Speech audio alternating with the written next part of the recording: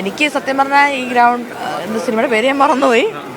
പക്ഷേ എനിക്കിത് കാണാൻ താല്പര്യം ഉണ്ടായിട്ടില്ല. കാരണം എന്ന് പറഞ്ഞാൽ ഞാൻ ഇൻസ്റ്റാഗ്രാമിൽ തന്നെ ഇങ്ങനത്തെ കണ്ടന്റ് എല്ലാം അൺഫോളോ അടിച്ച് വെച്ചേക്കുമായിരുന്നു. കാരണം എനിക്കിത് കാണുമ്പോൾ വിഷമം, ഉറങ്ങാനൊന്നും പറ്റുന്നില്ല.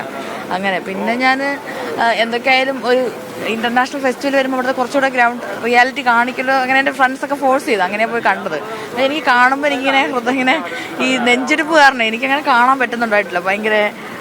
ഭയങ്കര പ്രശ്നമായിരുന്നു. ഒരു പാൽപിറ്റേഷൻ പോലെ കുഞ്ഞുങ്ങളുടെ അതിജീവനൊക്കെ. പിന്നെ ഞാൻ ഇങ്ങനെ വെള്ളത്തിന്റെ ഒക്കെ അപ്പോൾ റീസൈക്കിൾ എന്ന് പറയുന്നൊക്കെ അത് കണ്ടപ്പോൾ ഇങ്ങനെ നമ്മൾ എന്തോരം വെള്ളമാ. ഇപ്പൊ ഞാനിപ്പോ എപ്പോഴും എൻ്റെ ജീവിതത്തെ പറ്റി കുറച്ച് വിഷമിക്കുന്ന ആളാ.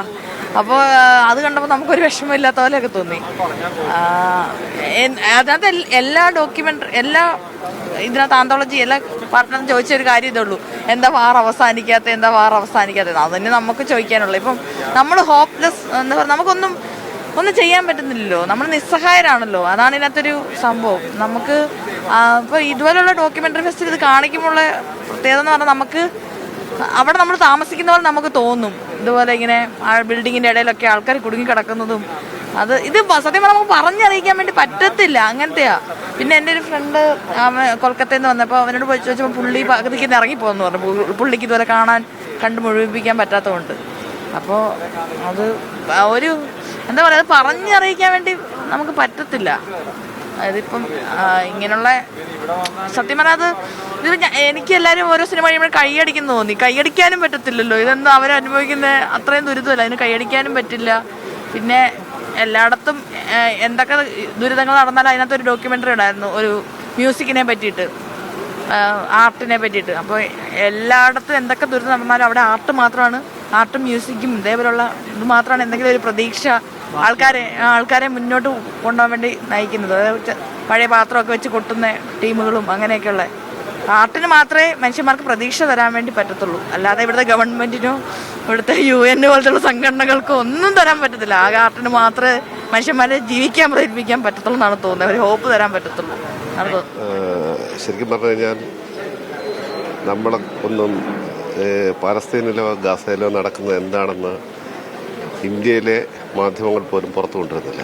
അതിൻ്റെ നേർചിത്രങ്ങളായിരുന്നു ഇവിടെ ഇപ്പോൾ ഈ ഗ്രൗണ്ട് സീറോ എന്ന സിനിമയിൽ പല സിനിമയിലൂടെ നമ്മൾ കണ്ടത്. എന്താണ് ജീവിതം എന്ന് മനുഷ്യന് തിരിച്ചറിവുണ്ടാവുന്ന സിനിമകളായിരുന്നു വാസ്തവത്തിൽ.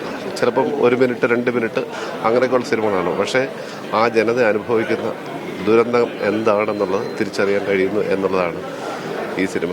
ഇത് കേരളത്തിലെ ഈ ഒരു ഗവൺമെൻറ്റിനല്ലാതെ ഇത്തരത്തിൽ ഇത് ചെയ്യാൻ കഴിയുമോ എന്ന് എനിക്ക് സംശയമുണ്ട്.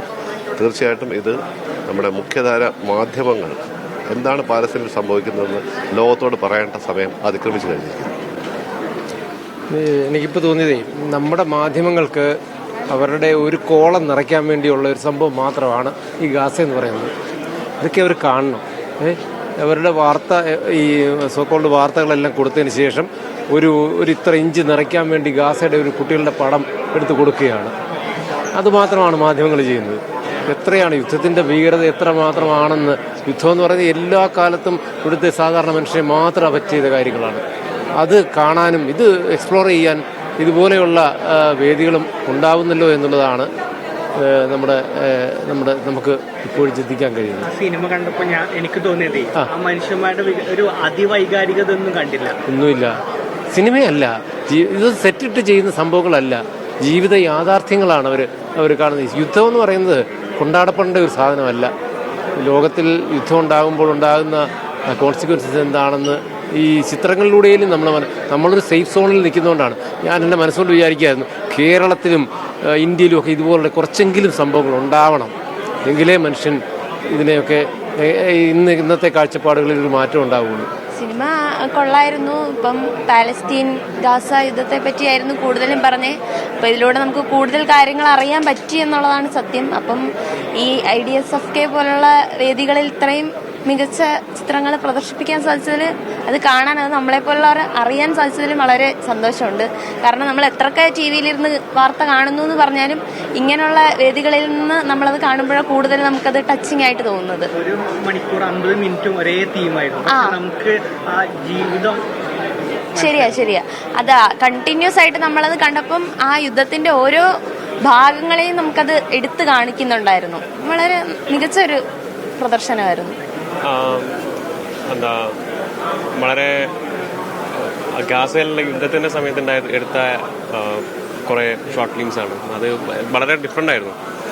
ഇവിടെ നിന്നും ഞാൻ വേറെ ഇങ്ങനത്തെ ടൈപ്പൊന്നും കണ്ടില്ല. അതായത് യുദ്ധത്തിന്റെ സമയത്ത് ഷൂട്ട് ചെയ്ത ചില ആക്ച്വൽ സീൻസും അവർ യൂസ് ചെയ്തിട്ടുണ്ട് ഷോർട്ട് ഫിലിമിന്.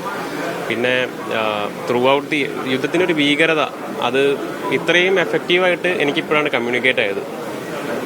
വളരെ രസമാണ്. ഇനിയും ഒരുപാട് കാണാൻ വേണ്ടിയിട്ട് അപ്കമിങ് ഡേയ്സിൽ വെയിറ്റ് ചെയ്യാണ് പുതിയ തരം ഷോർട്ട് ഫിലിംസും, ഇൻക്ലൂഡിങ് മലയാളം അല്ലാത്ത ഫോറിൻ ലാംഗ്വേജസും ഒക്കെ.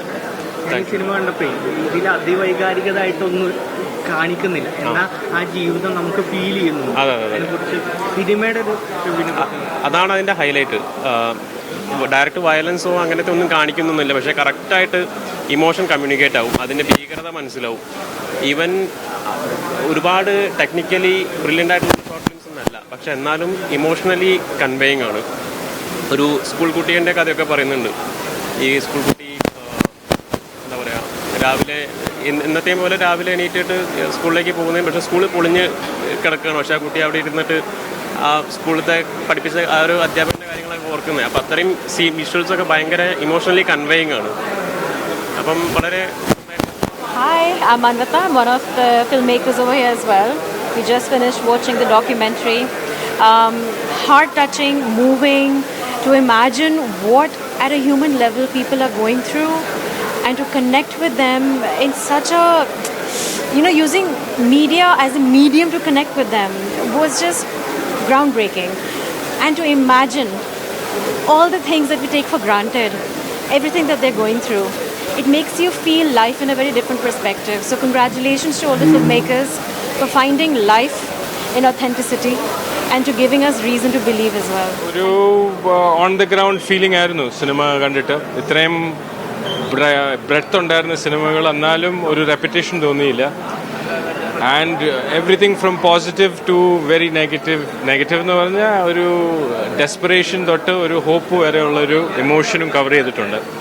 അപ്പോൾ ആ full breath of emotions, full breath of scenarios. പിന്നെ I'm grateful to these people to showcase these films. ഇങ്ങനത്തെ സിനിമകൾ ഷോക്കേസ് ചെയ്തല്ലോ. കേരളത്തിൽ മാത്രമേ ഉള്ളായിരിക്കും ഇങ്ങനെ ഒരു പ്ലാറ്റ്ഫോം കൊടുത്തിരിക്കുന്നത്. അതിന് IDSFK ഓർഗനൈസേഴ്സിന് വലിയൊരു നന്ദി.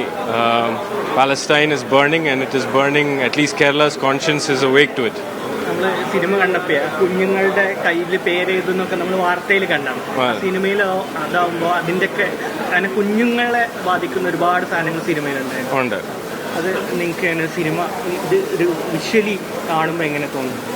വിഷ്വലി കാണുമ്പം ആ ഒരു കോണ്ടെക്സ്റ്റിൽ അവർ ആ സ്റ്റോറി പറയുമ്പോൾ അത് ഇച്ചിരിയും കൂടെ നമുക്ക് കൊള്ളും, ബിക്കോസ് ആക്ച്വലി ഈ നമ്പേഴ്സ് ഈ സിനിമയിൽ പറഞ്ഞ പോലെ ഈ 100 പേര് 200 പേര് നമ്മൾ കാണുന്നത് നമ്മളങ്ങ് ഡീസെൻസിറ്റൈസ്ഡ് ആയി പോയി. ഇതൊരു നമ്മുടെ അറ്റൻഷൻ സ്പാൻ കോവിഡ് കഴിഞ്ഞിട്ടുമാണോ ഒന്നിനും നമുക്ക് ഉൾക്കൊള്ളാൻ പറ്റുന്നില്ല. പക്ഷേ ഒരു കഥയിൽ അതിനകത്ത് വരുമ്പം ഇതിപ്പോൾ എനിക്ക് മറക്കാൻ പറ്റുമോ? എനിക്ക് തോന്നുന്നില്ല. ഇവിടെ ഇരുന്ന് കണ്ടവർക്ക് മറക്കാൻ പറ്റുമോ? എല്ലാവരും എഴുന്നേറ്റ് പോകുമായിരുന്നു ഇത് സഹിക്കാൻ മേലെ. ഒന്നിയിൽ അവരത് ഒപ്പോസ് ചെയ്ത ആ പോയിന്റ് ഓഫ് വ്യൂ അവർക്കത് സഹിക്കാൻ മേലാതെ അവർ എഴുന്നേറ്റ് പോയി, അല്ലെങ്കിൽ യു കനോട്ട് ടേക്ക് ഇറ്റ്. ഇങ്ങനത്തെ കഥകളിൽ കേൾക്കുമ്പം നമുക്ക് എങ്ങനെയാണ് മറക്കാൻ പറ്റത്തില്ല. അത്രയും ഒരു ഇംപ്രഷനാണ് ഉണ്ടാക്കിയിട്ടുള്ളത്. ഞാനിത് എല്ലാ ദിവസവും പോസ്റ്റ് ചെയ്യുന്ന ഒരു കാര്യമാണ്. എൻ്റെ ഫാമിലി ആൻഡ് ഫ്രണ്ട്സും അടുത്തിരിക്കുന്ന കാര്യമാണ് ഒത്തിരി പേര്. പക്ഷേ വി ഹാവ് ടു, നമുക്ക് ഇത്രയൊക്കെ ചെയ്യാൻ പറ്റത്തുള്ളൂ, റേസ് അവയർനെസ്. എൻ്റെ ആദ്യത്തെ ഓൾറെഡി ഇഷ്ടപ്പെട്ടു, നല്ലപോലെ ഇഷ്ടപ്പെട്ട്. ഗാസയിലെ റിയലായിട്ടുള്ള കാണിക്കുന്ന തോന്നിയിട്ടുണ്ട്. എൻ്റെ ആദ്യത്തെ എക്സ്പീരിയൻസാണ്. ഒരു യുദ്ധം നടന്നു കഴിഞ്ഞാൽ അത് എങ്ങനെയാണ് മനുഷ്യന്മാരെ അഫക്റ്റ് ചെയ്യുന്നതെന്ന് റിയലായിട്ട് നമുക്ക് മനസ്സിലാക്കാൻ പറ്റും. റിയലായിട്ട് കാണിക്കാൻ പറ്റും, നമുക്ക് അനുഭവിക്കാൻ പറ്റുന്നുണ്ട്. എപ്പോഴും ഭീതിയോടാണ് ജീവിക്കുന്ന കാര്യങ്ങളൊക്കെ ക്ലിയറായിട്ട് കാണിക്കുന്നത്. നമുക്ക് സിനിമ കാണുന്നതിന് തോന്നാറില്ല, ഒരു റിയൽ അവിടെ ചെന്നൊരു ഫീൽ നമുക്ക് തോന്നുന്നുണ്ട്. ഇപ്പം ആ മൊബൈൽ ചാർജർ ചെയ്യുന്നതും പിന്നെ ആ കുഞ്ഞുങ്ങൾ പേരെഴുതി വെക്കുന്ന കാര്യങ്ങളൊക്കെ. ആദ്യത്തെ ഒരു ഷോർട്ട് ഫിലിം ഉണ്ടായത് റീസൈക്ലിംഗ് എന്ന് പറഞ്ഞത് വെള്ളത്തിൻ്റെ ഇമ്പോർട്ടൻസ് കാണിക്കുന്നത്, അത് നല്ലോണം ഇഷ്ടപ്പെട്ടു. പിന്നെ ഒരു സോറി ടു സിനിമ, ആ ഷോർട്ട് ഫിലിം നല്ല ഇഷ്ടപ്പെട്ടു. Malayalam, it's not very good. English language. So film was an eye-opening experience because, and also the theme of resilience came through a lot because you could see that how the message of hope and love and togetherness continues to resonate even though there is so much destruction and the kind of ground reality that is shown in the film. So it was a very heartwarming experience to actually watch the film. That's about it. 1.5 മണിക്കൂറിലൊരു anthology ആയിരുന്നു ഒരേ തീമിലുള്ള. എന്നിട്ടും നമുക്ക് അതിൻ്റെ ഒരു വ്യത്യസ്ത ഒരു ഇത് feel ചെയ്തില്ല. So that is what I was also fascinated by, that as you said, that there is one common thread which is the destruction at Gaza, the war, but then there are so many perspectives, there are so many threads which have been brought in by these wonderful filmmakers. And it is extremely inspiring to see how cinema can bring these stories to us, and the importance of the human experience, to capture the human experience. I think that was quite relevant. So it was inspiring. Yeah, അവരുടെ പ്രസൻറ്റേഷനും it's larger than life. ഓരോ different bits ആട്ട് different view points. ഒരു particular scene എനിക്ക് ഇപ്പോൾ ഓർമ്മ വരുന്ന പെട്ടെന്ന് അപ്പോഴും അവർ happy ആയിട്ട് ഇരിക്കാൻ നോക്കുന്നു, ഡിസ്പയർ ആയിട്ടും അവർ സോങ്സ് പാടാൻ നോക്കുന്നു. ഓരോ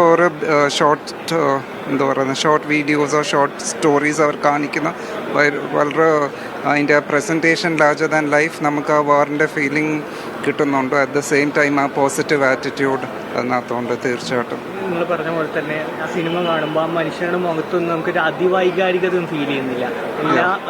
ഒരു നോർമൽ ലൈഫായി. യെസ്, അവർ വീണ്ടും മൂവ് ഓൺ ചെയ്യാൻ നോക്കുന്നു. ആ റിയാലിറ്റി അവർക്ക് അവരുടെ ഫാമിലി ലൂസ് ചെയ്യുവാണെങ്കിൽ അവർ സ്റ്റിൽ അത് മൂവ് ചെയ്യാനും സർവൈവൽ, ഹ്യൂമൻ ബീങ്സിൻ്റെ ഇൻസ്റ്റിക്ട് സർവൈവൽ അത് കാണിക്കുന്നുണ്ട് ശരിക്കാട്ടും. ഇവിടെ അതിജീവനത്തിൻ്റെ ഏറ്റവും സത്യസന്ധമായിട്ടുള്ള ആവിഷ്കാരമാണ്.